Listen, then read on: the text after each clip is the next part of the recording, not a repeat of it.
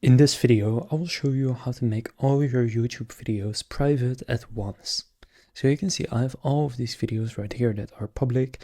If I want to make them all private at once, then what you want to go and do is go to studio.youtube.com and click settings in the bottom left. Then from there, go to channel and click advanced settings. Now here scroll to the bottom and click remove YouTube content.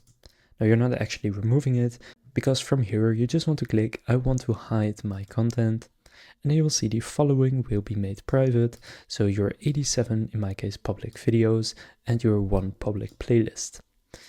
Then you will see what will not be hidden. Then from there you can click on hide my content and then click hide my content. Now it's updating, so just wait for it to finish, and it says content hidden.